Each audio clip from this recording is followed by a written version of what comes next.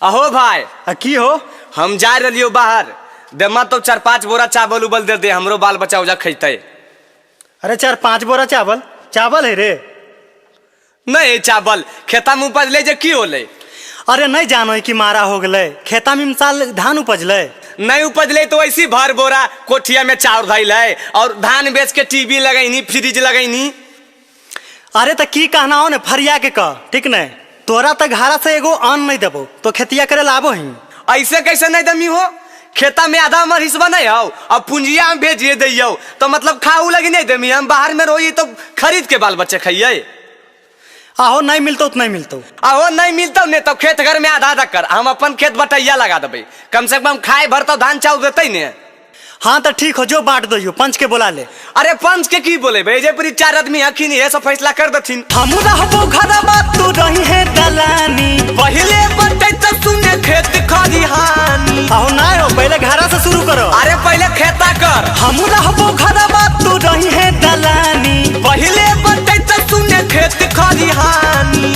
हगौ 3 बारी जे खेतवा ले बउआ हदवा में।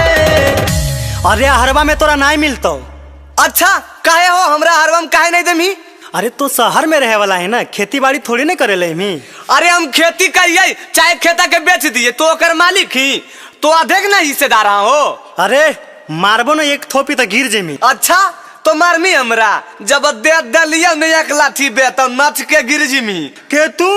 अरे हाँ हम हाँ ताई लड़िए ले आओ पड़ाक पड़ाक। जा मार दे। अरे छोड़ाई नो अरे नहीं चोली ना ये बताइए दिए।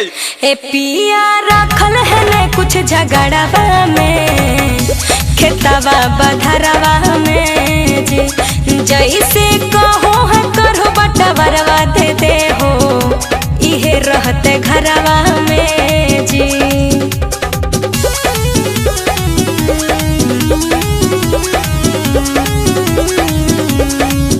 नदी पार वाला बटाई तो खेत बीच बीच हो ओ करो में ले बहु हम पेड़ावा सहित हो।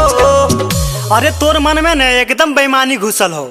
बेईमानी के की बात है हो जम साइड हमर खेता रह तो पेड़ा हमर नहीं होता है। अरे तोरा कैसे दे दियो पेड़ा हो? एक दिन पानी डाले लेनी हल हम पेड़ा रोपलियो पेड़ा में पानी डाल लिए पेड़ा हो तो हमर बुझली कि नहीं? अहो तो हम बाहर में रह लियो बाहर से खूब पैसा कमा के भेज लियो तो गांव में जमीन खरीदनी गाय खरीदनी ट्रैक्टर खरीदनी तो सब हमरे हो गए। ए जी रहे दे हो राखो जी मन में सबूरी बने दे हो राजा इनका कदे हो इच्छा पूरी। 5 कट्ठा बाचल हो गऊ छोट की बधरवा में। अच्छा ठीक हो जो। अहो ठीक नहीं हो आओ सुन। अरे अब की होलो रे? जे सब्जिया वाला खेतवा हो ने ओकरो में आधा लेबो। अरे चुपचाप रह ठीक नहीं अपन पैसा से खरीद लके समझ ली। अहो तोर पैसा केने से आ गेलो हो? ये 20 मन धाना बेचो ने तोर पैसा हो गेलो हम महीने 50,000 भेजो तो नहीं हमरे पैसा खरीद लो लेबो आधा नहीं तो ठीक नहीं होतो। अरे तो कुछ करियो लमी की रे? अरे गर्दावा हेज कर देबो मार के। अरे देखो इटवा बे कपड़ा रंग देबो। अजी काहेले बहस लड़ा रहल हो जा जाके अमीन के बुला लहो। हाँ जो जनिया के बाद मान ले मौग में हरबा। ए पिया रखल है ने कुछ झगड़वा में खेतवा बधरवा में जी जैसे कहो है करो बटवरवा दे दे हो इहे रहते घरवा में जी।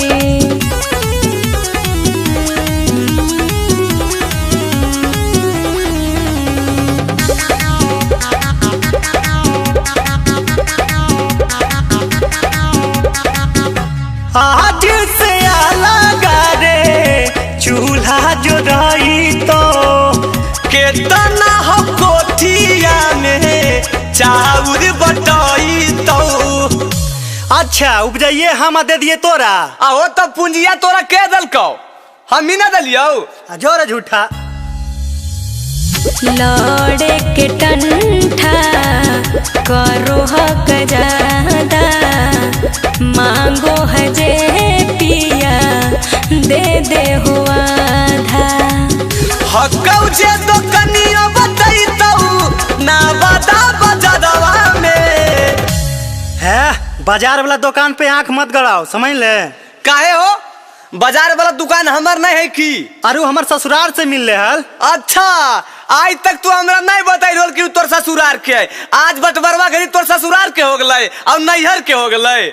अरे तो पढ़ल लिखल ही ने, ओकर कागज ले देख ले। अरे कागज उगज हम नहीं देखबो, हम नहीं जानो। ये तोर ससुरारिया वाला के अपने खाए ले नहीं मिलो, तोरा दुकान देतो है। देख ले हमर सास ससुर पे नहीं जो भाई, नहीं तो अहिड़ दबो है।